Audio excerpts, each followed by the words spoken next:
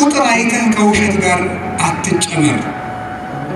እውነት በቁጥር አይለካም። ብቻህን ቢሆን ከእውነት ጋር ቁም። እውነት ከሺህ ይልቅ ትመሰክራለች፣ አፍ አውጥታም ትናገራለች። የእውነትን ምስክር ተራራ አይጋርዳትም፣ ውሃ አይሞላባትም፣ ደመና አይጋርዳትም፣ ክረምትና በጋ አያስቀራትም። እውነት ከሰማያት በላይ ጸንታ የምትኖር ናት። እውነትን ጩኸት አያፍናትም። እውነትን ስም ማጥፋት አያስቀራትም። እውነት ለዘላለም ሁሉም ፈንቅላ ትወጣለች። በተራራ ላይ የተሰራች ከተማ ልትሰወር ማለት እንዳይቻላት ጌታችን በወንጌሉ እንዳስተማረን በእውነት ላይ የቆመ ሰው ጉድጓድ ውስጥ ቆፍረው ቢቀብሩት እንኳን ይወጣል። ቤተክርስቲያን ለሀገር ትጸልያለች፣ ቤተክርስቲያን ለመንግስት ትጸልያለች። ግን ሃይማኖታዊ አባት ፖለቲካና ሃይማኖትን መቀላቀል የለበትም። የእግዚአብሔር መንግስት አገልጋይ የሆነ ሰው የእግዚአብሔር መንግስት ይሰብካል። ጅል ሰው ትልቅ ስራ መስራት ሲያቅተው ትልቅ ሰው ሰድቦ ይታወቃል። የጅል ሰው አካሄድ እንደዚህ ነው። ጅል አያደርጋችሁ እግዚአብሔር። ጅል እንዲሁ ጅል ማለት ምን ማለት ነው ተብሎ ቢጠየቅ መልሱ ነው ጅል ማለት ነው።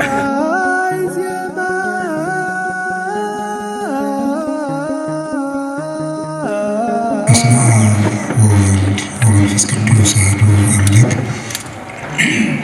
ተባረክ እግዚአብሔር አምላከ አበዊነ ቅዱሳን ዘሰብሐ ምሕረቱ በላዕሌነ።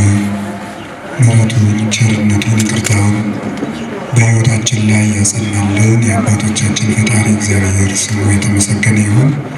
የእናታችን የቅድስት ድንግል ማርያም የቅዱሳን መላእክት፣ የቅዱሳን ነቢያት፣ የቅዱሳን ሐዋርያት፣ የቅዱሳን ጻድቃን በረከታቸው ረድኤታቸው ከእኛ ጋር ይሁን።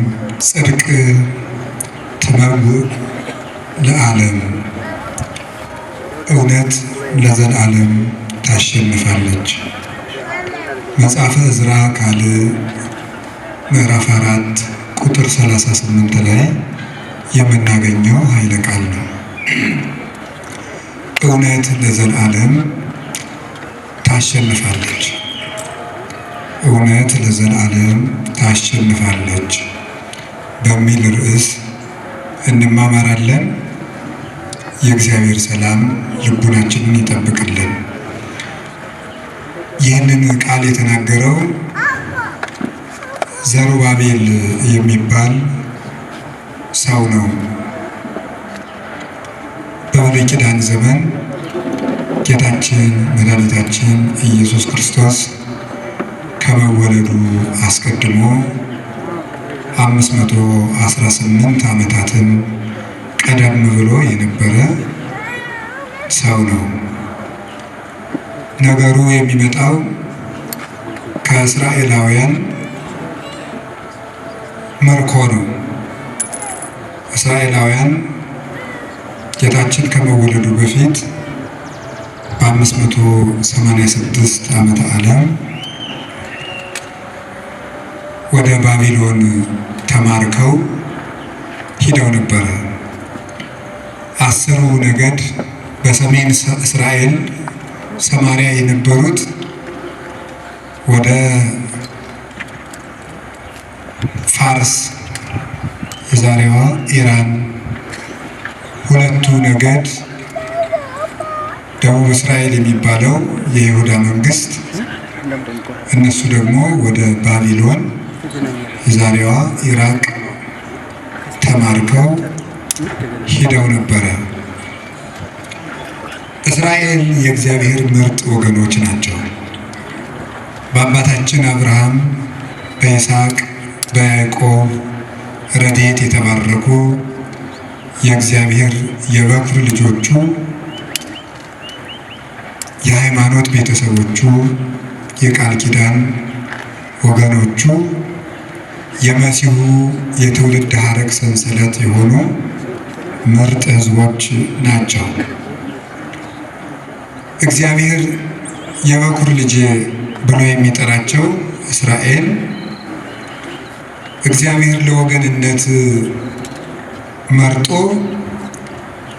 በ9 መቅሰፍት፣ በ10ኛ ሞተ በኩር፣ በ11ኛ ሳይል ታድጎ ከግብፅ አውጥቶ ባህር ከፍሎ ጠላት አጥፍቶ አስጥሞ አሻግሮ በደመና እየጋረደ ውሃ ከጭንጫ እያፈለቀ መና ከደመና እያወረደ እየመገበ ጠላቶቻቸውን በመዓት በመቅሰፍት እያራቀ እነሱን በምህረት እየጠበቀ 7 ቅጽር የነበራትን የኢያሪኮን ግንብ አፍርሶ ዮርዳኖስን ድንጋይ ተሸክመው በተአምራት እንዲሻገሩ አድርጎ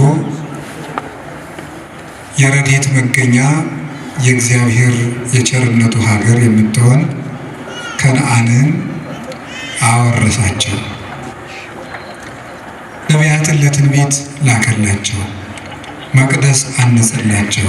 የሚማጸኑበትን ታቦት ሰጣቸው። ቃል ኪዳኑን አክብሮ ርስቱን አብዝቶ ሰጣቸው። ቸርነቱን አበዛላቸው። በጠላቶቻቸው ላይ እንዲሰለጥኑና ድል እንዲነሱ ኃይል አስታጠቃቸው። ነገር ግን እስመ ህሊናሁ ለብእሲ ይትወላወል እምጊዜ ልደቱ እስከ ዕለተ ሞቱ። የሰው ልጅ አእምሮ ከተወለደበት ጊዜ ጀምሮ እስከሚሞትበት ቀን ድረስ ሲወጣ ሲወርድ ይኖራል ብሎ ሊቁ ዮሐንስ ዘእስክንድርያ በሃይማኖተ አበው እንደነገረን የሰው ልጅ አእምሮ የሚወጣ የሚወርድ ነው። እረፍት የለውም። እግረ ብዙ ነው። እየተናገረ በጎኑ ያስባል፣ እያሰበም ይናገራል። አግኝቶ ይሰጋል፣ እየሰጋም ተስፋ ያደርጋል። የሰው ልጅ አእምሮ ብዙ ነው። ስለዚህ በህሊናው መጠን ኃጢአቱም እየበዛ ይመጣል። ህሊናም ማለት ሀሳብ ነው። ስለዚህ ሰው ስሁት ነው። እየሳቱ ቃል ኪዳኑን እያሳበሉ መቅደሱን እያረከሱ ጣዖት እያመለኩ ኃጢአትን እያዘወተሩ ቢያስቸግሩት አሳልፎ ሃይማኖት ለሌላቸው አሳልፎ ሰጣቸው። ፀሐይ ሙቀቷን የምንሞቃት በሩን እስከከፈትን ድረስ ነው። እግዚአብሔር ለእኛ የሚያስፈልገውን ነገር የሚሰጠን ልቡናችን በተከፈተ መጠን ነው። ፀሐይን በራችንን ድርግም አድርገን ዘግተን ለምን አልሞቅሽንም ብለን ልንወቅሳት አይገባም። እኛ በራችንን አልከፈትንምና። በሩን እንደዘጋን ፀሐይ በቤታችን ሳትገባ ብትቀርና ሳይሞቀን ቢቀር የፀሐይ ችግር ነው አይባልም፣ የባለቤቶቹ ችግር ነው።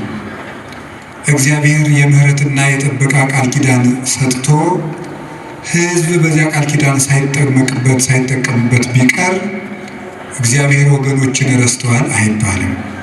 ስለዚህ ጠላቶቻቸውን አሰልጥኖ እንዲሁም መርቶ አምጥቶ አስማርኮ ወሰዳቸው። በዚያ 70 ዘመን ተገዝተው ንስሐ ከገቡ በኋላ እግዚአብሔር ከነሱ ወገን ጠላት የሚያጠፋ ንጉሥ ባይኖር እንኳ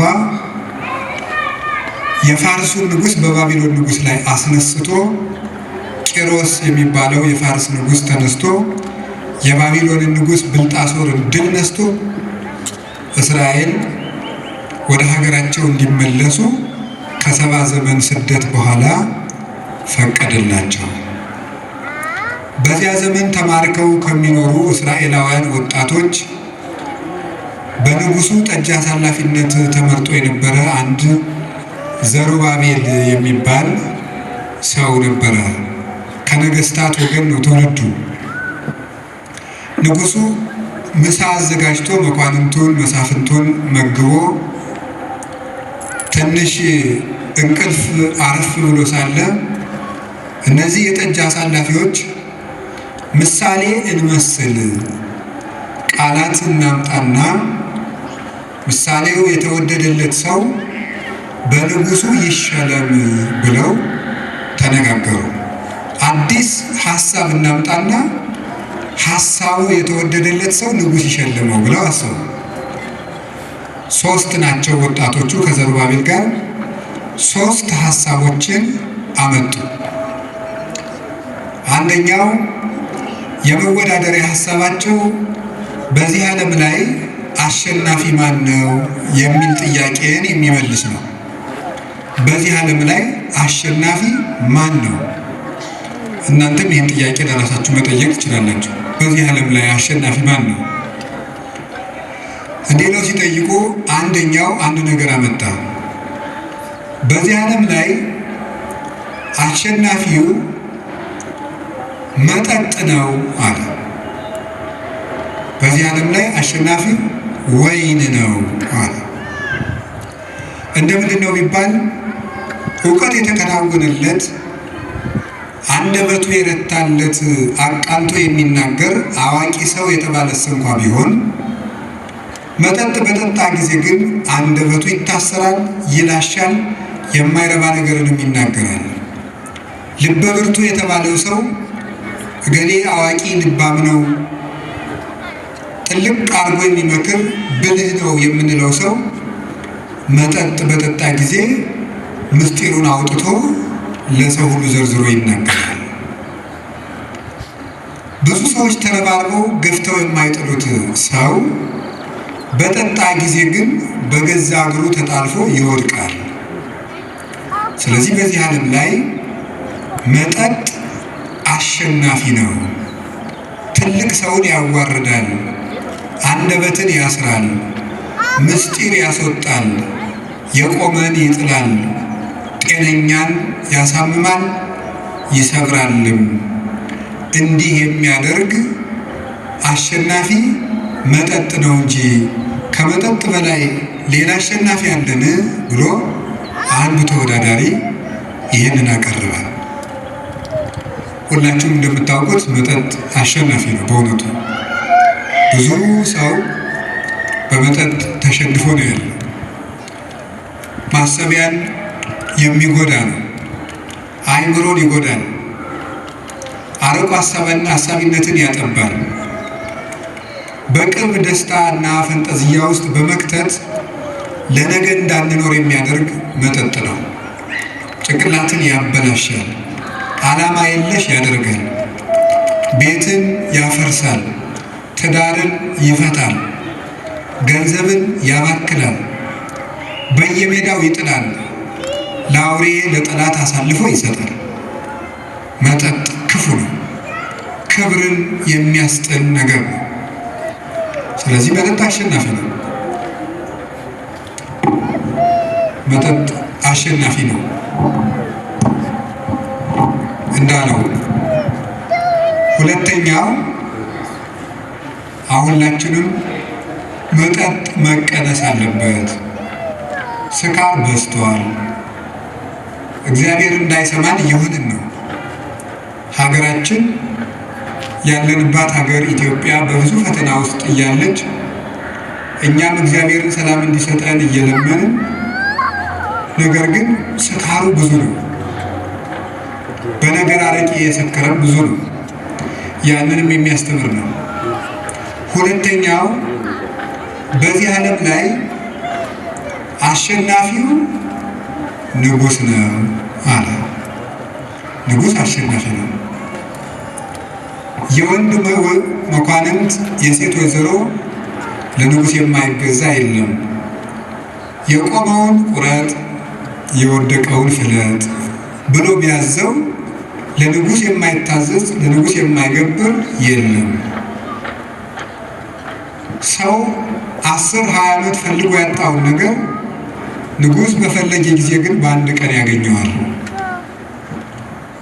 ትልቁን ያዋርዳል፣ የተዋረደውን ይሾማል፣ ያከብራል። በዚህ ዓለም ላይ አሸናፊው ንጉሥ ነው። የተሾመ ሰው አሸናፊ ነው። ወንበር ያለው ሰው አሸናፊ ነው። ጊዜ ያለው ሰው ያሸንፋል ብሎ ተናገረ። ዘሩባቤል ደግሞ የለም በዚህ ዓለም ላይ አሸናፊ እናንተ ያላችሁት አይደለም፣ ሁለት ናቸው ብሎ አቀረበ። አንደኛው ሴት ናት በዚህ ዓለም ላይ አሸናፊ፣ በዚህ ዓለም ላይ አሸናፊ ሴት ናት ብሎ ተናገረ። ለምን ነው ሴት አሸናፊ ናት ያልክ ቢሉት ምን ትልቅ ሰው ቢሆን እውቀት ከባለጸግነት አንድ አድርጎ የያዘ ሰው ቢሆን ወደ ሴት በቀረበ ጊዜ ልቡ የማይፈታ የለም። ማንም የማይደፍረውን ሰው ሴት ግን ትደፍረዋለች፣ ማለት ትሰድበዋለች፣ ትቆጣዋለች። ለዚህ ምስክሩ ንጉሡን ብዙ ሰው እየሰገደለት፣ ንግስቲቱ ግን መጥታ በጥፊ ትመታዋለች። አክሊሉን ከራሱ ላይ አንስታ ወስዳ ፀጉሯ ላይ ደፍታ ትጫወተዋለች። ለምን እንዲህ አደረግሽ ብሎ ቢቆጣት ደግሞ ቀድማ አኩርፋ ትቀመጣለች። ንጉሡ ተከትሎ ሄዶ አባብሎ ለምኖ ይታረቃታል። ሰው እድሜ ዘመኑን የለፋበትን ገንዘብ ለእናት ለአባቱ ሳይሰጥ ለሚያገባት ሴት አስረክቦ ቁጭ ይላል። በሴት እስትንፋስ የማይፈተን ልቡ እንደ ቅቤ የማይቀልጥ ማን ነው? ስለዚህ በዚህ ዓለም ላይማ አሸናፊዋ ሴት ናት አለ። አራተኛ ግን ምን አለ? ሁሉ ግን አልፎ ለዘላለም የምትኖር እውነት ናት። መጠጥ አሸናፊነቱ ከእንቅልፍ እስኪነቁ ድረስ ነው። ንጉሥ አሸናፊነቱ እስከሚሻር ድረስ ነው። ሴት አሸናፊነቷ ውበቷ እስካለ ድረስ ነው። እውነት አሸናፊነቱ ግን ለዘላለም ነው። ስለዚህ ከሁሉ በላይ አሸንፎ የማይሻር ውበቱ የማይጠወልግ ስልጣኑ የማይሻር በትናንትና በዛሬ መካከል መለወጥና መለየት የሌለበት የዘላለም ንጉሥ እውነት ነው እና እውነት ያሸንፋል፣ ሁሉም ለጊዜው ነው ብሎ ዘሩባቤል አቀረበ። ንጉሡ ተቀስቅሶ ተነሳ። ንጉሥ ተቀስቅሶም አይደለም በነቃ ጊዜ ማለት ነው። ንጉሥ አንተ ተኝተህ ሳለ ሐሳብ አዋጥተን ነበረ። አይምሮ ሲሰሩበት እንደዚህ ነው። አይምሮ ካልሰሩበት ግን የረጋ ውሃ ማለት ነው። የረጋ ውሃ ትል ያፈራል። ወራጅ ውሃ ብቻ ነው ጤነኛ። ዝም ብሎ የተቀመጠ ውሃ፣ ደጅ ላይ የተጠራቀመ ውሃ ትል ያፈራል። ስራ የፈታ አይምሮ የተንኮል ፋብሪካ ነው። ተንኮልን የሚያመነጩት ስራ ፈቶች ናቸው። ክፋትን፣ ቂምን፣ ሰው ከሰው ማጣላትን የሚያመጣው ስራ ፈቶ ቁጭ ማለት ነው። ነገረኛ የሚያደርግ ራሱ ስራ ፈት ነው። ስራ ፈትነት ነው። አንዳንድ ጊዜ እኔ ሳየው ፈረንጆቹ ተንኮል አላቸው። ያው ተንኮል የነሱ እንዲያውም ስትራቴጂክ ተንኮል ነው። በጣም ኃይለኛ ተንኮል ነው። እንደዚህ ቀለል ያለ ተንኮል አይነካካቸውም። ሀገር አቀፍ ተንኮል፣ ወንዝ ተሻጋሪ ተንኮል፣ ዓለም አህጉር አቀፍ ተንኮል ነው የሚተነኮሉ የነሱ። ኢትዮጵያውያን ግን እንዲሁ በጥቃቅኑ ሁሉ ተንኮለኛ ባንሆን ጥሩ ነው ብዬ አስባለሁ። ማለት ወግ ሰንጣቂ ሆነናል ልላችሁ ፈልጌ ነው። ነገር ሰንጣቂ እና ያሉ ስራ ፈት ስለሆን ይመስለኛል። አሁን በምን ነው ይሄን ማለት? አሁን ውጭ ሀገር ተወልደው ያደጉ ልጆች ኢትዮጵያውያን ውጭ ሀገር የተወለዱትን ሳያቸው ኢትዮጵያ ሲመጡ አንዳንዴ ሳያቸው በቃ የነገሯቸው ነገር ነው ብሎ ነው የሚይዙት። ወግ አይሰነጥቁም፣ አሽሙር አያውቁም። ለምንድን ነው ሲባል እኔ ሲገባኝ አሽሙር ስለሌለ ሁሉም ወደ ስራው ስለሚሮጥ፣ አሁን እኛ እኮ ስራ ስለሌለ ነው አሽሙረኛ የሆን ነው ነገረኛ የሆን ነው። ነገረኛነት የስራ ፈትነት ውጤት ነው። የአንዳንድ ሰው በጣም ያስደንቀኛል። ቁጭ ብሎ ተንኮል የሚቀምር ሳለው ፊዚክስ እና ሂሳብ ይመስላል። ቁጭ ብሎ ወግ ተንኮል ቅምር እኔ ይደንቀኛል። እውነት የምንረዱ አንድ ሰው ቁጭ ብሎ ተንኮል ሲያስብ እኔ አዛኝን በጣም ነው የምደንቀው። እንዲህ ሰው ቁጭ ብሎ ተንኮል ያስባል። ተንኮል ማለት ገብቷችኋል? ተንኮል ማለት ሌላ ኃጢአት አይደለም ያልኩት፣ ተንኮል ነው ያልኩት። ኃጢአትማ ሁላችን ኃጢአተኛ ነው። ተንኮል ማለት ግን ሰውን ማጥመድ፣ ነገር መሰንጠቅ፣ ነገርን ከነገር አሰናስሎ አቀናብሮ ለሰዎች ጉድጓድ መቆፈር። በእውነት ኃጢአተኛ በእግዚአብሔር ምሕረት አለ። ተንኮለኛነት ግን ከእግዚአብሔር ምሕረት ያሰጣል። እባብም ከአራዊት ሁሉ ተንኮለኛ ነበር አይደለም የሚለው ኦሪት ዘፍጥረት ስታነቡ፣ እባብ ከአራዊት ሁሉ ተንኮለኛ ነበር። ተንኮለኛነት ማለት ሰውን አሳስቶ ገደል መክተት። እንዲሳሳት ጉድጓድ ትቆፍራለህ፣ ተሳሳተ ብለህ ጉድጓድ ውስጥ ትከተዋለህ። ራስህ አሳስተህ ራስህ ትስቅበታለህ። ይሄ ተንኮለኛነት ነው። ጥሩ አይምሮ ግን ቁጭ ስንል ምን ማለት ነው ያለብን? ሀሳብ ማዋጣት። እስኪ ሀሳብ እናዋጣ ብለን እኔም አንድ ሀሳብ አንተም አንድ ሀሳብ እስኪ ይህን ነገር እንወያይበት ብሎ ይውላችሁ ቤተ ክርስቲያንንም ሀገራችንንም ያቆዩት ሀሳብ ያላቸው ሰዎች ነው። ጥሩ ሀሳብ የሚያስቡ ዘመንን ተሻግረው የሚያስቡ ሰዎች ናቸው። ማሰብ ትልቅ ነገር ነው። አሁን ይሄ ዘመን ምን እያደረገን እንደሆነ ታውቃላችሁ? እንዳናስብ እያደረገን ነው። በቃ እንዳናስብ ነው የሚያደርገው። ሊገደው ይገርማል። ምክንያቱም የማናስብበት ምክንያት ደግሞ ለምንድን ነው? ቁጭ ብለን እንዳናስብ ማሰቢያችን በሙሉ ጥቅጥቅ እንዲል እየተደረገ ነው። ይሄን የፈጠረው ምንድን ነው? ዓለሙ የሚሰጠን የቤት ስራ አለ። ጦርነት አለ፣ ብጥብጥ አለ፣ ስድድብ አለ። አሁንማ ድሮ ሰውና ሰው እቤት ቁጭ ብሎ ይበሻሸቅ ነበር። አሁን በሚዲያ መበሻሸቅ ተጀምሯል አይደል? የአደባባይ ብሽሽቅ ተጀምሯል ማለት ነው። አሁን ያለ በሰው ጉዳይ ቁጭ ብሎ እንደው በስመ አብ ከራስ ቤት በድን እያለ ሰው ለምን ትሄዳለህ አለ ልቁ። ቁጭ ብሎ እነገሌ እና ትዳራቸው እንዴት ሆነ? እንደዚህ ነው እንደዚህ ነው የለም እንደዚህ ነው ውይይት አይገርማችሁም? ቁጭ ብለን የሰውን ህይወት እንጀራ አድርገህ ንፍሮ አድርገህ ትቀቅለዋለህ፣ ቆሎ አድርገህ ታበስለዋለህ፣ እንጀራ አድርገህ ትጋግረዋለህ። በቃ አይጠራ አይደርስም። ይህ የስራ ፈትነት ውጤት ነው። እንደዛ አይደረግ። ሰውን ጉዳይ አድርጎ የሰውን ህይወት እያነሱ እንጀራ ማብሰል ተገቢ አይደለም። ከዛሳ በስልኮቻችን ላይ የተጫኑት መተግበሪያዎች እንዳናስብ የሚያደርጉ ናቸው።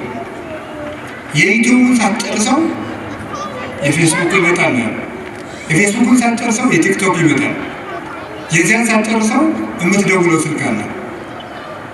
በቃ ንቅንቅ የማያደርግ መስኮት የሌለው ቤት ነው የሚያደርገው ጭንቅላታችንን ጥቅጥቅ ብለን እንዳንቀሳቀስ። ደግሞ 24 ሰዓት ይሰራል ሁሉ ነገር። ዓለም መቼ ይጠፋል ብላችሁ ብትጠይቁኝ ማሰብ ያቆመለት ብዬ ነው የምናገረው። ማሰብ በሞት ትልቅ ነገር ነው። እነዚህ ሶስት ወጣቶች ቁጭ ብለው አሰቡ። በስደት ሀገር ነው ሀገር በሌለበት በባቢሎን ሄደው ሀገራቸውን አጥተው መቅደሳቸው ፈርሶ አባቶቻቸው ጠፍተው ርስታቸው ተወርሶ ታሪካቸው ተረስቶ ስደት ሀገር ሆኖ እስኪ ሀሳብ እናዋጣ አለ። ሁላችንም ሀሳብ አዋጠን ራሳችንም ሰውንም ለማዳን ነው መጣር የለም። ሀሳባቸው ተመረመረ፣ ሀሳባቸውን አቀረቡ። ፉክክርም የለባቸው። እኔ ያልኩት ይሁንም ማለት ነው። ሁላችንም የራሳችንን እናቅርብ፣ የተሻለ ሀሳብ ያለው ሰው ይሸለማል። ሀሳባቸውን አቀረቡ። ይህን ገበያ ምን ያንጫጫዋል ተብሎ ቢጠየቁ አሉ አንድ አባት እበልጥ አልበለጣል። አሁን ግን የተሻለ ሀሳብ ያለው ሰው የሚሰማ ሳይሆን መንጫጫት ነው። ዝም ብሎ ማዳመጥ ጥሩ ነገር ነው። ከዚያ በኋላ ሀሳባቸውን ያቀረቡ እኔ እንደዚህ ነው ታሪኩን መልሼ በማብራራት ጊዜያቸውን መፍጨት ስለማልፈልግ ነው። መጽሐፍ ቅዱሱ ይከልሰዋል። እኔ ወይን ያሸንፋል ያልኩ በዚህ ምክንያት ነው። እኔ ንጉሥ ያሸንፋል ያልኩ በዚህ ምክንያት ነው። እኔ ሴት ታሸንፋለች ያልኩኝ በዚህ ምክንያት ነው። እውነት ያሸንፋል ያልኩ ግን እውነት በቁጥር አይለካም። እውነት ዘመን አይሽረውም። እውነት ፊት አይቶ አያዳለም። እውነት ለዘላለም ይኖራል። እውነት ከእድሜ በላይ ነው። እውነት ከባለጸግነት በላይ ነው። እውነት ከሀብት በላይ ነው። እውነት ከውበት በላይ ነው። እውነት ከወንበርና ከስልጣን በላይ ነው በየነው ብሎ አቀረበ። ምን እንዳደርግልህ ትፈልጋለህ አለው። የአባቶች መቃብር እንዲሰራ እፈልጋለሁ አለው። ዘሩባቤልን አንግሶ ሕዝብህን ይዘህ ወደ ኢየሩሳሌም ግባ ብሎት ዘውዱን ደፍቶ የሰባ ዘመኑን የምርኮ ቀንበር ሰብሮ የእውነት ልጅ ዘሩባቤል እስራኤልን ይዞ ኢየሩሳሌም ገባ እላችኋለሁ። እውነት ያሸንፋል። እውነት ለማሸነፉ መጠጥ ያሉም እዛው ቀር አላሸነፉም። ንጉሥ ያሉም አላሸነፉም። ሴት ያሉም አላሸነፉም። እውነት ያለው ግን ቀንበር ሰብሮ ሀገሩ ገባ። ያ ማለት በዚህ ዓለም ላይ ትውልድን የሚያሽመደምዱ ሶስት ነገሮች አሉ ማለት ነው።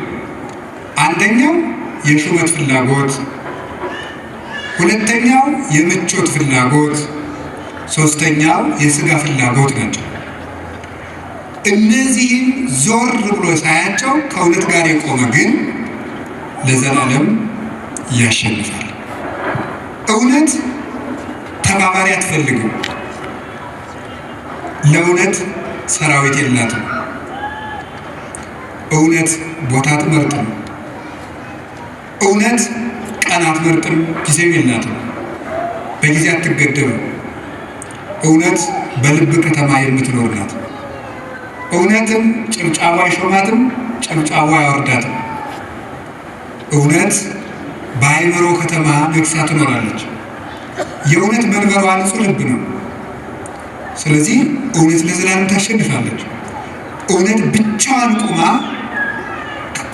ከዓለም በላይ ትከበራለች። ለምንድን ነው እንደዚህ ያልኩት ብትሉ ሁለት ሶስት ነገሮችን ልነግራችሁ ፈልጌ ነው። ስለ እውነት በትንቢተ ዳንኤል ምዕራፍ 13 የምናገኘው አንድ ታሪክ አለ። እሱን ነግራችኋለሁ። እውነት ብቻዋን ታሸንፋለች። ብቻዋን ሶስና የምትባል ሴት ታውቃላችሁ። ታሪኩን በደንብ በፍጥነት ለመናገር ልሞክር። እንደ ስብከት አድርጌ አልተርከውም። ቶሎ ለመጨረስ ነው የምሞክረው። ሶስና እጅግ የተከበረች ባለትዳር ናት። ይህች ሰው እግዚአብሔርን የምትፈራ ሰው ናት። ከዕለታት በአንድ ቀን በአጸድ ውስጥ ገብታ ስትታጠብ ሁለት ለገዛ ፍላጎታቸው የሚፈልጓት የአይሁድ መምህራን በቀትር ሰዓት ሂደው ፈቃዳችንን ፈጽሚልን፣ የማትፈጽሚልን ከሆነ በዝሙት አገኘናት፣ ከባሏ ላይ ስታመነዝር አገኘናት ብለን ለእስራኤል እንከስሻለን። እኛ ደግሞ በሕዝቡ ያለንን ተቀባይነት ታውቂያለሽ። እንደዚያ ከሆነ ሕዝቡ በድንጋይ ወግሮ አንቺን መግደሉ ነው አለ። እንግዲህ በእግዚአብሔር እጅ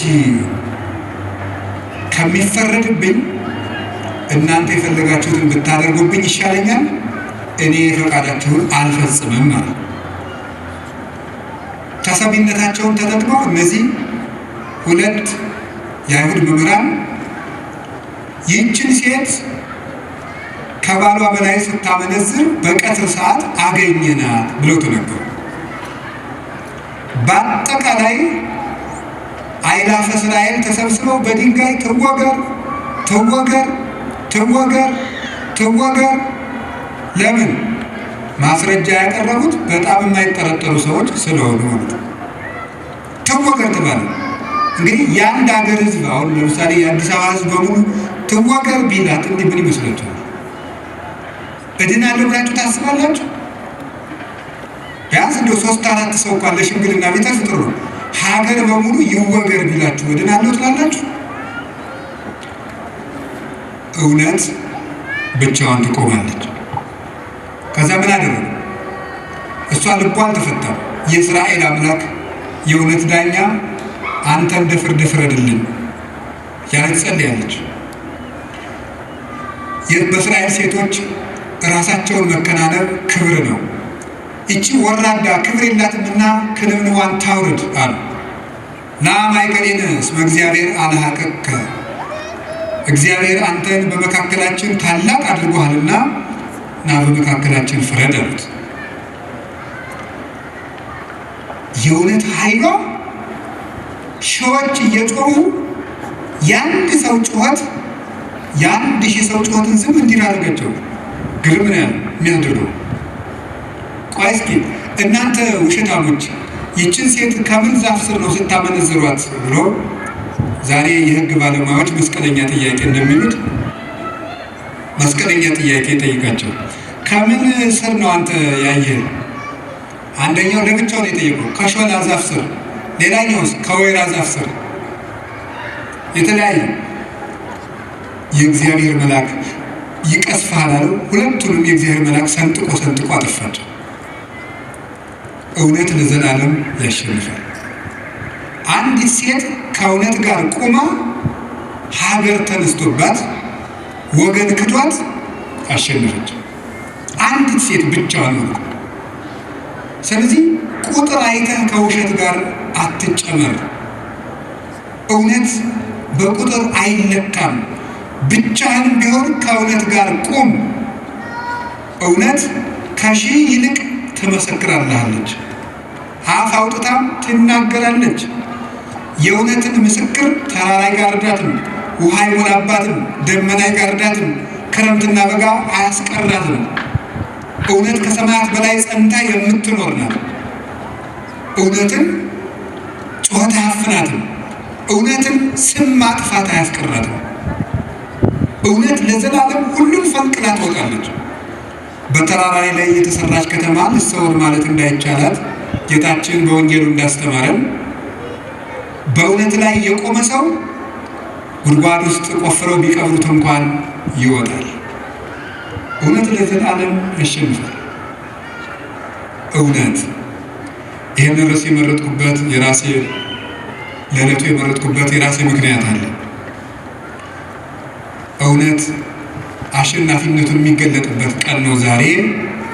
አሁን ያለንበት ቀን የግንቦት ሥላሴ ይሄንን የሚያስረዳ ነው። ለምንድን ነው ስትሉኝ፣ ዛሬ ቅዱስ አትናቴዎስ ሐዋርያዊ ዕረፍቱ ነው። ቅዱስ አትናቴዎስ ሐዋርያዊ በ325 ዓመተ ምህረት የመጀመሪያውን የቤተ ክርስቲያን ዓለም አቀፍ ጉባኤ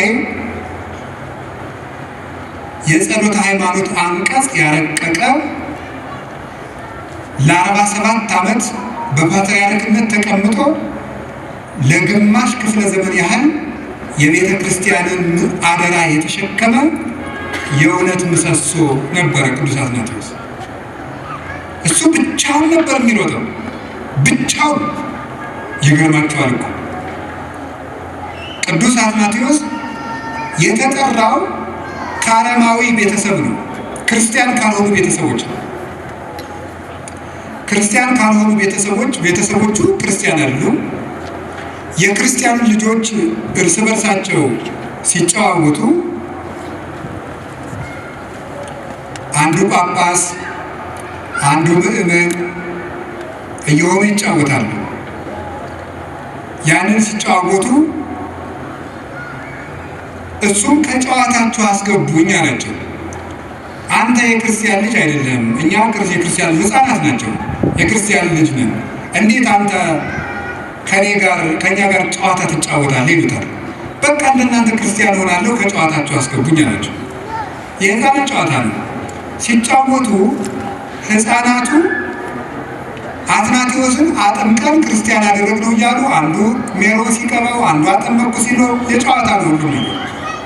እንደዚያ ሲሉ በዘመኑ የነበረው የእስክንድርያ ሊቀ ጳጳስ እለእስክንድሮስ ደረሰ። ቆሞ ተመለከታቸው። አባታችን እነዚህ ሕፃናት ምን ቁም ነገር አገኝባቸዋለሁ ብለህ ነው የምትሰማቸው አሉት። እግዚአብሔር በዚህ ሕፃን ላይ ያሳደረው መንፈስ ቅዱስ አታውቁም፣ ከኔ ቀጥሎ ፓትርያርክነት የሚሾም ይህ ነው ብሎ ትንቢት ተናግሮ ይዞት ሄደ። በደንብ እያስተማረ መጻሕፍተ ብሉያትን መጻሕፍተ ሐዲሳትን እያስተማረ ዘመኑ የሚጠይቀውን በግሪኮ ሮማን ኢምፓየር ተስፋፍቶ የነበረውን የግሪክ ፍልስፍና ጥንቅቅ አድርጎ እንዲማር አደረገው። ለምን? እነ አርዮስ የግሪክን ፍልስፍና እየተጠቀሙ በተለይ የአርስቶትልን ፍልስፍና እየተጠቀሙ የክርስቶስን የባህሪ አምላክነት ይክዱ ስለነበረ እሾህን በሾህ እንዲያወጡት ፍልስፍና ተማርኩ ያለን ሰው በፍልስፍናው መንገድ ለመርታት ፍልስፍናን ጥንቅቅ አድርጎ ተምሮ የዘመኑን የግሪክ ቋንቋ የቴዎሎጂ ተርምስ የሚባሉትን መሰረታዊ ቋንቋዎች አውቆ በንጽህና በቅድስና ተሸልሞ በእለእስክንድሮስ ቤት አደገ። ከሃዲው አርዮስ ኢየሱስ ክርስቶስ ያልነበረበት ዘመን ነበር ወይም አልነበረም። አልቦ አመይሃሎ እሱ አልነበረም። ኢየሱስ ክርስቶስ የእግዚአብሔር የመጀመሪያው ፍጡር ነው። ኢየሱስ ክርስቶስ ከአብ ጋር አንድ ባህሪ አይደለም።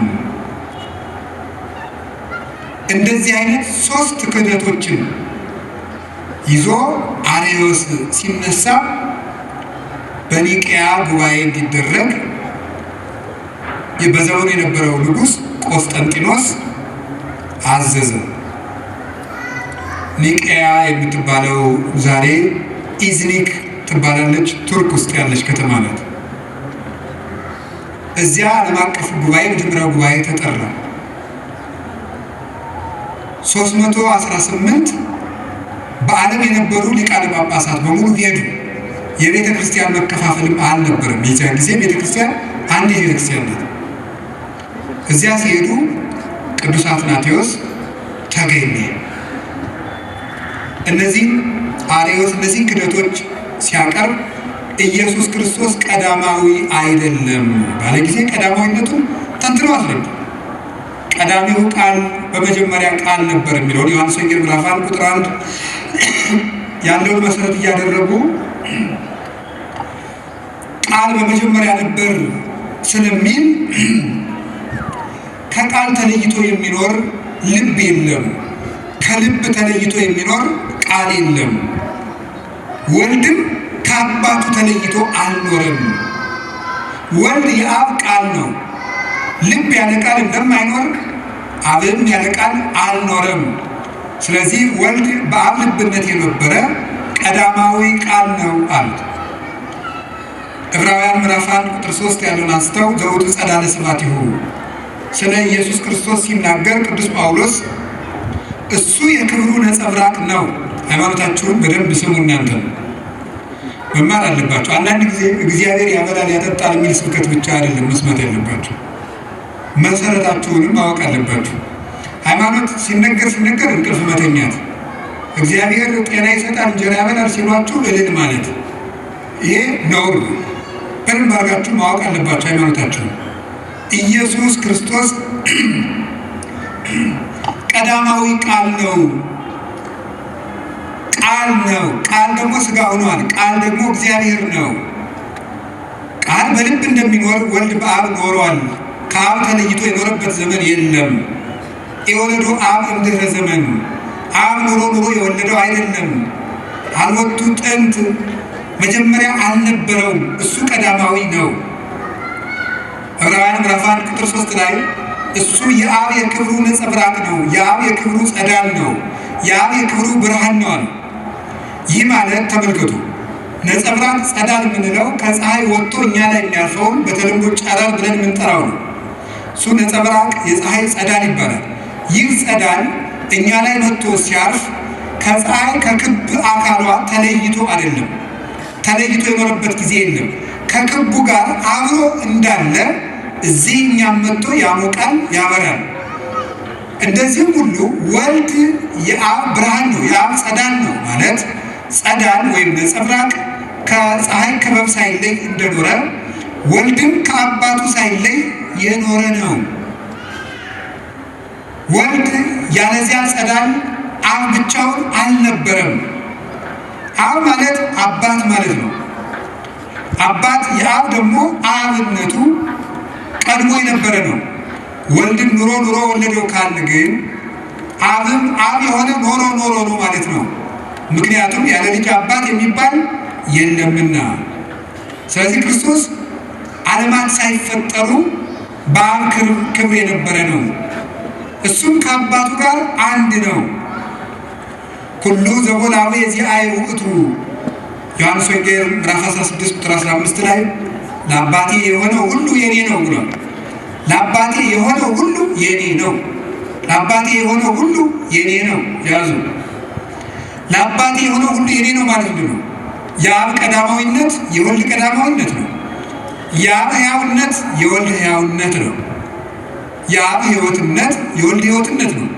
የአብ ምሉዕነት የወልድ ምሉዕነት ነው። የአብ ረቂቅነት የወልድ ረቂቅነት ነው። የአብ ሁሉን ቻይነት የወልድ ሁሉን ቻይነት ነው። የአብ ሁሉን አዋቂነት የወልድ ሁሉን አዋቂነት ነው። የአብ አይመረመሬነት የወልድም አይመረመሬነት ነው። አብ እንደማይመረመር ወልድም አይመረመርም። አልቦ ዘአምሮ ለአብ ዘእንበለ ወልድ ባሕቲቱ ወአልቦ ዘአምሮ ለወልድ ዘእንበለ አብ ባሕቲቱ። ከአብ በቀር ወልድን የሚያውቀው የለም፣ ከወልድም በቀር አብን የሚያውቀው የለም። የማቴዎስ ወንጌል ምዕራፍ 11 ላይ ሲናገር ከአብ በቀር ወልድን የሚያውቀው የለም፣ ከወልድም በቀር አብን የሚያውቀው የለም። ስለዚህ አብ እንደማይመረመር ወልድ አይመረመርም፣ ወልድ እንደማይመረመር አብ አይመረመርም። ወለዘፈቀደ ሎቱ ወልድ ይከስት ሎቱ፣ ወልድ ለፈቀደው ይገልጥለታል እንጂ። አንደኛ ቆሮንቶስ ምዕራፍ 2 ላይ ቅዱስ ጳውሎስ ደግሞ ሲናገር መኑ ያአምር ሕሊናሁ ለእግዚአብሔር ዘእንበለ መንፈሱ ቅዱስ፣ የእግዚአብሔርን ሕሊናውን ማን መርምሮ ያውቃል የባህሪ ሕይወቱ ከሚሆን ከመንፈስ ቅዱስ በቀር ብሎ እንደተናገረ መንፈስ ቅዱስ የመንፈስ ቅዱስ ረቂቅነት የአብ የወልድ ነው። የወልድ ረቂቅነት የአብ የመንፈስ ቅዱስ ነው። የአብ ረቂቅነት የወልድና የመንፈስ ቅዱስ ነው። በዚህ ርቀት የኖረ ነው። ወልድ ቀዳማዊ ነው። ከአባቱ ጋር አንድ ነው። በከመ ይሁቦሙ አብ ሕይወተ ለፍቁራኒሁ ከማሁ ወልድኒ ይሁቦሙ ሕይወተ ለፍቁራኒሁ።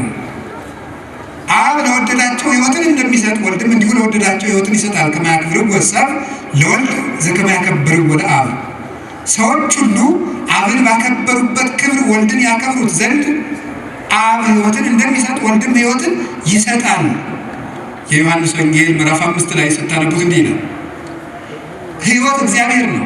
በኦሪት ዘዳግም እንደተናገረ አነ እቀትሉ ኃይሉ ቀስፊ ወሳል አልቦ ዘያመስጥ እምኔ፣ እኔ እገርፋለሁ፣ እኔ አቆስላለሁ፣ እኔ እፈውሳለሁ፣ እኔ እገድላለሁ፣ እኔ አድናለሁ፣ ከእጄ የሚያመልጥ የለም፣ ማዳንና መግደል የኔ ስልጣን ነው ይላል የሰራዊት ጌታ እግዚአብሔር። እንዲህ ነው የሚለው። እግዚአብሔር ሕይወት ነው። እግዚአብሔር ሕይወት ነው። ክርስቶስ ደግሞ የዮሐንስ ወንጌል ምዕራፍ 11 ቁጥር 5 ላይ ምን አለ? አነ ውእቱ ትንሣኤ ወሕይወት፣ እኔ ትንሣኤና ሕይወት ነኝ አለ። እግዚአብሔር ቅዱስ ዳዊት እግዚአብሔር ብርሃኔና መድኃኒቴ ነው አለ። እግዚአብሔር ያበርሊተ ወያድኅነኒ እምንትኑ ያፈርሃኒ አለ። እግዚአብሔር ብርሃኔና መድኃኒቴ ነው መዝሙር 26 ቁጥር 1 ላይ። የዮሐንስ ወንጌል ምዕራፍ 8 ቁጥር 12 ላይ አነ ውእቱ ብርሃኑ ዓለም ዘይተለወኒ ይርአያ ለጽልመት አላ ይረክብ ብርሃነ ሕይወት፣ እኔ የዓለሙ ሁሉ ብርሃን ነኝ፣ እኔን የሚከተለኝ ከቶ ጨለማን አያይም ለዘላለም ሕይወትን ያገኛል እንጂ ብሎ ነው የነገረኝ ጌታ። ስለዚህ ክርስቶስ ከአባቱ ጋር አንድ ነው። አባ ሰባህኒ መስባቲከ ዘሃሎ ምስሌከ እምቅድመ ይትፈጠር ዓለም። አባት ሆይ ከአንተ ጋር ዓለም ሳይፈጠር በነበረኝ ክብር ግለጠኝ፣ የኔን ክብር ግለጥ አለ። ወዝንቱ ውእቱ ሕይወት ዘላለም ከመ ያእምሩከ ለከ ለአምላከ ጽድቅ ባሕቲትከ ወለዘፈነውዎ ኢየሱስ ክርስቶስ ወልድከ። የዮሐንስ ወንጌል ምዕራፍ 17 ላይ ሲናገር አባቴ ሆይ የዘላለም ሕይወት ይህች ናት፣ የዘላለም ሕይወት ይህች ናት፣ ብቻህን አምላክ የምትሆን አንተን ያውቁ ዘንድ የላከው ልጅህን ኢየሱስ ክርስቶስን የሚያውቁ ዘንድ ነው። እንግዲህ የዘላለም ሕይወት አብን በማወቅና ወልድን በማወቅ የሚገኝ ከሆነ የዘላለም ሕይወት በአንድ አምላክ ይሰጣል እንጂ በዋና አምላክና በተከታይ አምላክ የሚሰጥ አይደለም። አምላክም አንድ ነው፣ ሕይወት ሰጭም አንድ ነው። እንደዚያ ከሆነ አብን ማወቅ ሕይወት ከሆነ ወልድንም ማወቅ ሕይወት ከሆነ ሕይወት ደግሞ ለዓለም ያለው አንድ ነውና አንድ ሕይወት አለውና ለዓለም ያ አንድ ሕይወት እሱ ከአባቱ ከመንፈስ ቅዱስ ጋር ሩይ በመለኮት የሚሆን አንድ የባህሪ ጌታ ኢየሱስ ክርስቶስ ነው። አንደኛ ዮሐንስ ምዕራፍ 5 ቁጥር 20 ላይ እንዲህ ይላል ቅዱስ ዮሐንስ በመልእክቱ ሲናገር ንሕነሰ ነአምን ከመ መጽአ ለእግዚአብሔር ወሀበነ ልበ ከመ ናይብሮ ለእግዚአብሔር በጽድቅ። እኛ ግን የእግዚአብሔር ልጅ እንደመጣ እግዚአብሔርንም እናውቅ ዘንድ ልቡናን እንደሰጠን እናውቃለን። ወሀለውነ በአሚን በወልደ እግዚአብሔር ዘውእቱ ዘበአማን እግዚአብሔር። አንድያ ልጅ በሚሆን በእግዚአብሔር ልጅ በኢየሱስ ክርስቶስ በማመን ጸንተን ይኸው እንኖራለን። እሱም ለዘላለሙ እውነተኛ አምላክ ነው ይላል። ስለዚህ ኢየሱስ ክርስቶስ ከአባቱ ጋር አንድ ነው። እኔና አብ አንድ ነን። ዘሬኪያየ ርእዮ ለአቡየ፣ አባቴን ያየ እኔን አየ። አብን ማየት እንዴት ወልድን ማየት ከሆነ ወልድን ማየት አብን ማየት ከሆነ አብ ከወልድ ልዩ ነውን? አይደለም። አብ ከወልድ አንድ ነው፣ ከመንፈስ ቅዱስም አንድ ነው። በሥላሴያቸው ንሕነሰ ኢንበውእ ውስተ ከፊለ መንግሥት፣ እኛ የሥላሴን መንግሥት ወደ መክፈል አንገባም። ሥላሴን በአንዲት መንግሥት እናውቃቸዋለን። በትንቢተ ኢሳይያስ ምዕራፍ 6 ቁጥር 3 ላይ እንደተነገረ ቅዱስ ቅዱስ ቅዱስ እግዚአብሔር ጸባኦት ፍጹም ሙሉ ሰማያት ወምድረ ቅዱሳት ስብሐቲከ ተብሎ እንደተጻፈው ቅዱስ ስለ አብ፣ ቅዱስ ስለ ወልድ፣ ቅዱስ ስለ መንፈስ ቅዱስ እግዚአብሔር ጸባኦት ስለ አንድ ጌትነታቸው ተብሎ የተነገረ ነው። እንዲህ አድርገው አርዮስን ተከራክረው ረድተዋል። ወልድ ቀዳማዊ ነው። ወልድ ከአባቱ ጋር አንድ ነው።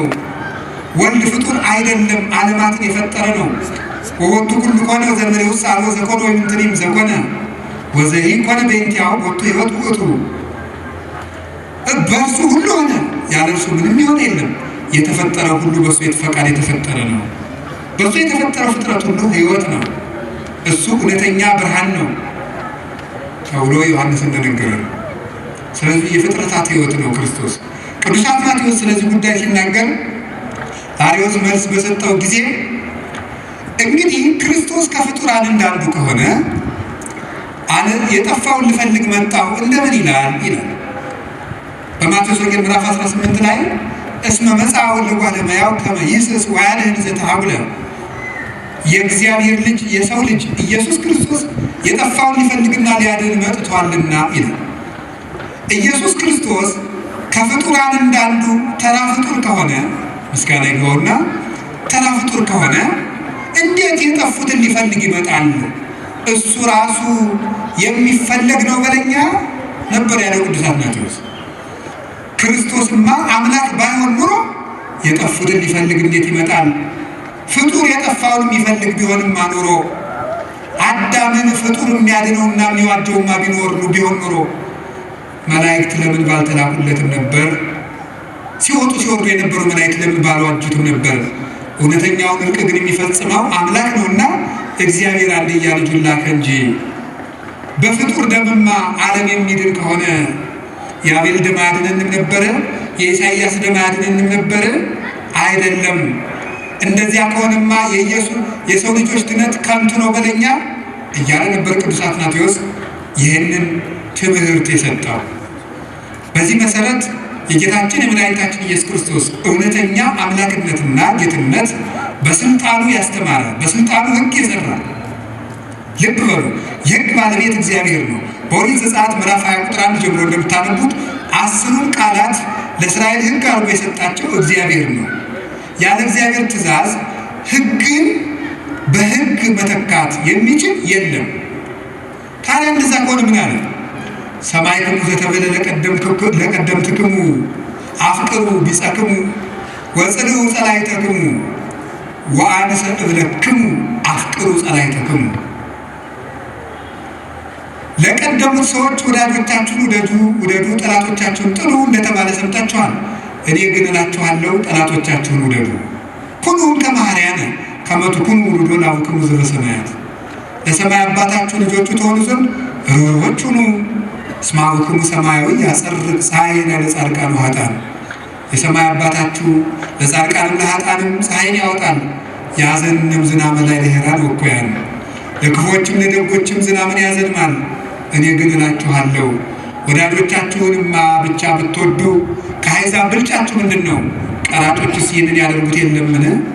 እያለ ሕግን የሰራ ተራራው ላይ ቀድሞ በሙሴ ዘመን ሕግን እንደሰጠ ትናንት በተራራ ላይ ሕግን የሰጠኋችሁ እኔው ነኝ ሥጋ ለብሼ መጣሁ ሲል ወደ ተራራ ወጥቶ ከፍ ባለ ቦታ ላይ ቆሞ እኔ ግን እላችኋለሁ እያለ እንደ ጌትነቱ ሕግን ሰራ። ስለዚህ ምን አለ? እንዲህ ይላል፣ እስመ ከመ መኮንን ይሜሮሙ ወአኮ ከመ ጸሐፍቶሙ። ሲያስተምራቸው እንደ ጌትነቱ እንደ ባለስልጣን ያስተምራቸው ነበር እንጂ እንደ ጸሐፍት እንደ ፈሪሳውያን አላስተማርም። እንደ ኢሳይያስ ከመዝ ይቤ እግዚአብሔር ጸባዖት፣ አሸናፊ እግዚአብሔር እንዲህ ይላል እያለ አላስተማርም። እንደ ዘካርያስ ከመዝ ይቤ እግዚአብሔር ዘኩሎ ይመልክ፣ ሁሉን የሚገዛ እግዚአብሔር እንዲህ ብለዋል ብሎ አላስተማርም። እንደ ሕዝቅኤል ከመዝ ይቤ እግዚአብሔር አዶናይ፣ ሁሉን ቻይ እግዚአብሔር እንዲህ ብለዋል ብሎ አላስተማርም። እንደ ሙሴ ከመዝ ይቤለክሙ እግዚአብሔር ደቂቀ እስራኤል፣ የእስራኤል ልጆች ሆይ እግዚአብሔር እንዲህ ብሏችኋል ብሎ አላስተማርም። እሱ ያስተማረ ግን እኔ እላችኋለሁ እያለ ያስተማረ እውነት እውነት እላችኋለሁ አለ። እስመ ሐጋጌ ብሉይ ወሐዲስ ውእቱ ኢየሱስ ክርስቶስ። የብሉያትና የሐዲሳት ጌታ ኢየሱስ ክርስቶስ ነው። የነቢያትና የሐዋርያት የማዕዘናቸው ራስ ኢየሱስ ክርስቶስ ነው።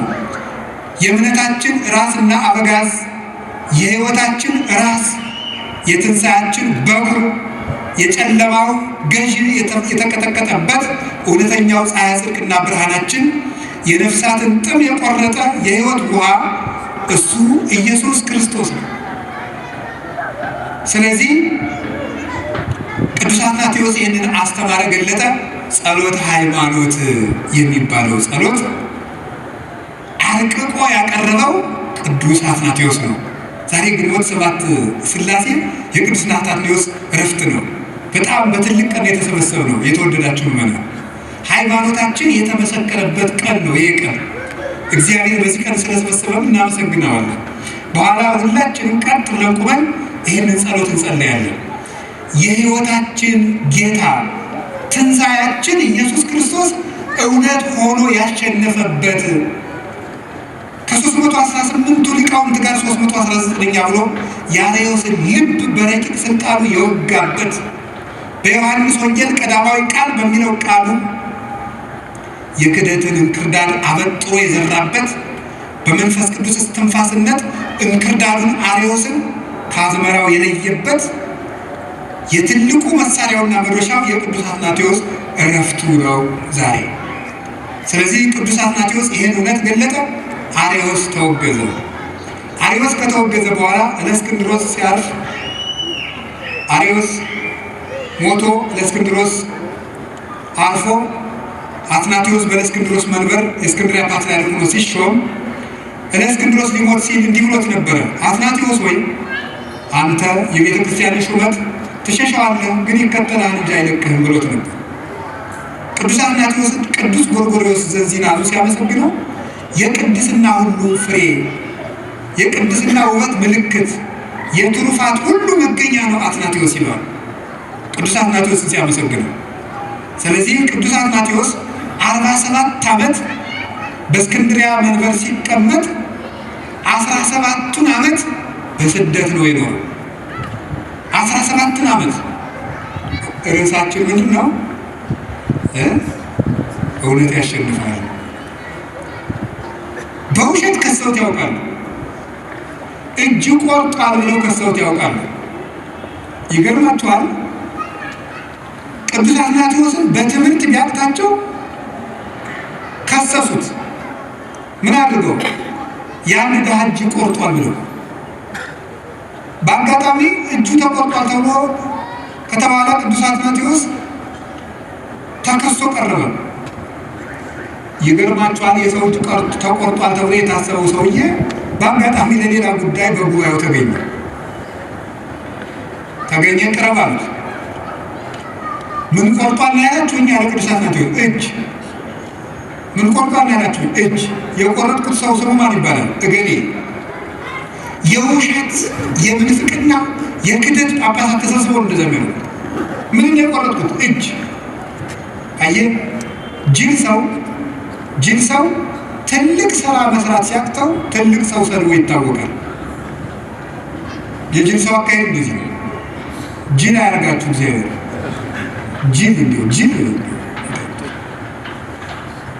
ጅል ማለት ምን ማለት ነው ተብሎ ቢጠየቅ መልሱ ነው ጅል ማለት ነው። አንድ ጸሐፊ ምን ብሎ ያነበብኩት መጽሐፍ ነው። ጅል ምንድን ነው ትርጉም እንደሆነ አለ። ዓለማዊ መጽሐፍ ነው፣ ኢትዮጵያ ውስጥ የተጻፈ መጽሐፍ ነው። የመጽሐፉን ርዕስ አልናገርም ማስታወቂያ እንዳይሆንብን እና እንግዲህ ዓለማዊ መጽሐፍ ስናነብ የሚጣልም የሚያያዝም ነገር ስላለ እና ጅል ምንድን ነው ትለኝ እንደሆነ ጅል ማለት ወደ ኋላ ወደፊት የማይል ነው ማለት የሰውየውን ጽሑፍ እኔ ስረዳው ነገም የማይገባው ትናንትም የማይገባው ማለት ነው። ጅል ማለት አርቆ የማያስብ ባለበት የሚቆሉ ዛሬ ካበላው እንደ ሐውልት ቁሞ ያድራል። ጅል እንደዚህ ነው። እነዚያ ጅል ጳጳሳት ተሰብስበው እጅ ቆርጧል። ከዛ ምን አደረገ? አንዱን እጅ ደበቀና አንዱን እጅ ከፍ አድርጋ ነው። በአጋጣሚ ቅዱስ አትናቴዎስ ትክ ብሎ ሲመለከት ሰው ሁሉ አትናቴዎስ ምን ይሆን ብሎ ተሰብስቧል። ትክ ብሎ ሲመለከት ያን ቆርጧል የተባለው ሰው እያዩ ና ወደፊት አለ። መጣ። ቀኝ እጅን አንሳለው አወጣ እና የታሊ ቆረጥኩት ሲባል ሌላኛው እጁን አለ። ይሄኛውን እጁን ሰውሮታል። ይሄኛውን እጅ ብድግ አድርገና ቅዱስ አትናቴዎስ እንግዲህ የቆረጥኩት ሶስተኛውን እጅ ነው ብሎ ተናገረ። እውነት ያሸንፋል። ተሰብስበው በውሸት ያንን ምሰሶ ያንን የክፍለ ዘመን ብርሃን ያንን የቤተ ክርስቲያን ኮከብ ብቻውን 50 ዓመት የቆመ አንድ ነበር ቅዱስ አትናቴዎስ ብቻውን። ከእውነት ጋር ከሆኑ ግን አንድ ሆኖ ብዙነት ነው። ሄድና ይህን መሰከረ። ንጉሱን እንግዲህ ታውቃላችሁ ከሚስቱ ውጭ የተወለደ ሰው ስድብ አለዋል። ይገርማችኋል ግን የእኛ አባት ስደተኛው አትናቴዎስ ነው እያሉ ቆዩ። የትንሣኤ ዕለት የግን ታስሮና ተሰዶ ባለበት የሚልክላቸውን ደብዳቤ እያነበቡ ምዕመናን ቤተክርስቲያናቸውን ጠበቁ። አክሱም የነበሩት የሀገራችን ነገስታት አብርሃና አጽብሃ እነዚያ ነገስታት በዘመኑ የነበረው ንጉስ በተለይ ቆስጠንጢኖስ ካረፈ በኋላ የሮማ ንጉስ ወይም የባዛንታይን መንግስት የሚባለው ከሁለት ተከፍሎ ምስራቅ ሮማ እና ምዕራብ ሮማ ተብሎ ተከፍሎ ነበርና አንደኛው ገዢ ቅዱስ አትናቴዎስ በጣም የሚጠላ ነበር። አንደኛው ቆስጣዲዮስ የሚባለው የቆስጠንጢኖስ ልጅ እሱ ለአብርሃና አጽብሃ ለኢትዮጵያ ነገስታት ሰላማ ከሳቴ ብርሃን የምትሉት ውሸት ነው፣ እውነተኛውን ሃይማኖት የያዘው ጊዮርጊስ ነው። ስለዚህ አትናቴዎስ ውሸታም ነው። አትናቴዎስ ስለሾመው የእናንተ ጳጳስም ትክክል አይደለም፣ ስለዚህ ሌላ ጳጳስ ተቀበሉ ብሎ ደብዳቤ ቢጽፍላቸው እኛ በሐዋርያት ሰንሰለት የወረደውን እውነተኛውን የክህነት ቅብብሎች አግኝተናል፣ ሃይማኖታችንም እንደ አትናቴዎስ ነው ብለው የሀገራችን ነገስታት ከስደተኛው አትናቴዎስ ጋር በመቆም ኢትዮጵያውያን ከእውነት ጋር የመቆም ታሪክ ያለን ሰዎች ነን። ቅዱስ አትናቴዎስ ሲመለስ ቤተ ክርስቲያን ከቅዱስ አትናቴዎስ መንበር ጋር ቀጠለች እና መጨረሻ ላይ ቅዱስ አትናቴዎስ ይሄ ሁሉ ስደቱ አብቅቶ ረፍት አድርጎ ቤተ ክርስቲያንን አገልግሎ በእውነት ቃል እነዚያ ሁሉ ጠላቶቹ ጠፍተው እንግዲህ አርዮስም እንደተባለው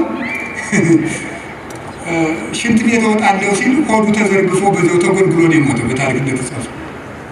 አንድ አርዮሳዊ ባለጸጋ ግን እንዲያው የህዝብ ሽንት ቤት አድርጎ ሰርቶበታል ይባላል። የአርዮስ አንጀት የተዘረገፈበት ያው እንግዲህ ጅል ሰው የህዝብ ሽንት ቤት ይሆናል። እዛው ላይ የህዝብ መጸዳጃ ሆኖ ቀረ።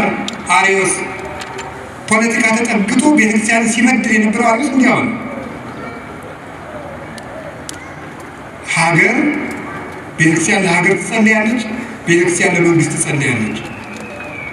ግን ሃይማኖታዊ አባት ፖለቲካና ሃይማኖትን መቀላቀል የለበትም።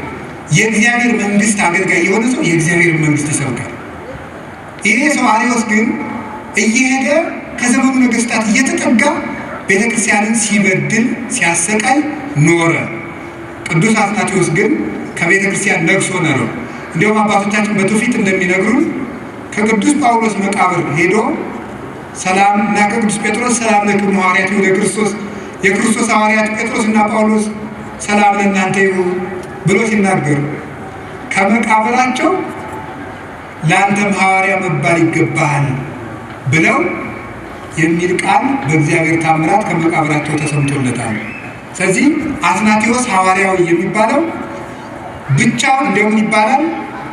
አትናቴዎስ ዓለም በአትናቴዎስ ላይ እንደተነሳ አትናቴዎስ ደግሞ ብቻውን በዓለም ላይ የተነሳ ሰው ይባላል። በታሪክ ሲጻፍ ታውቃላችሁ።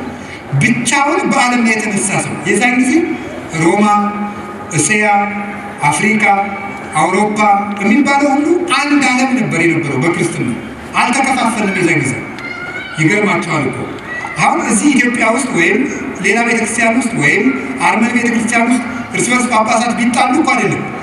በዓለም ያሉ ጳጳሳት ከጥቂቶቹ በስተቀር በአትናቴዎስ ላይ ተነስተውበት ቤተ መንግስቱ በአትናቴዎስ ላይ ተነስቶበት ብቻውን አትናቴዎስ ግን በእነሱ ላይ ቆሞ ያሸነፈ የእውነት ምሰሶ ነበረ እና እንዲሁም ተሰብስበው ሰዎች ኧረ እባክህ ዓለም ሁሉ እኮ ተነሳብህ ብለው ቢጠይቁት ግድ የለም በኢየሱስ ክርስቶስ ስም እኔም በዓለሙ ተነስቼበታለሁ ብሎ ነበር። ብቻውን በዓለም ላይ የቆመ ብርሃን ቅዱስ አትናቴዎስ ነው። የአርዮስ ስም አጠራሩ ጠፍቶ አሰረ ፍኖቱ ሁሉ ተደምስሶ የእሱ መንበር የለውም። የቅዱስ አትናቴዎስ እናቱ ቤተክርስቲያን ግን እስከ ዛሬ ድረስ ፍሬ እያፈራች አለች። እውነት ለዘላለም ታሸንፋለች። የቅዱስ አትናቴዎስ አምላክ በሃይማኖት ያጽናል። ይህን ጸሎት ሃይማኖት ያረቀቀው እሱ ነው። አባ ጳውሊ የተባሉ አባት በራእይ እንዳዩት ሰይጣን እንደ ጸሎት ሃይማኖት አድርጎ የሚጠላው ጸሎት የለም፣ ሰማዕታት ለሚያፈሰሱለት እውነት ነው እና ይላሉ። እና ጸሎት ሃይማኖት የሚለው መንገድ ላይ ሆናችሁ፣ መቃብር ላይ ሆናችሁ፣ ውስጥ ሆናችሁ፣ የትም ሆናችሁ ቢሆን ጸልዩ፣ የአትናቴዎስ አምላክ ይደርስላችኋል። የቅዱስ አትናቴዎስ አምላክ በፍጹም ሰላሙ ለሁላችንም ይድረስልን። ከእውነት ጋር ያቁመን እግዚአብሔር። በስብሐት ለእግዚአብሔር።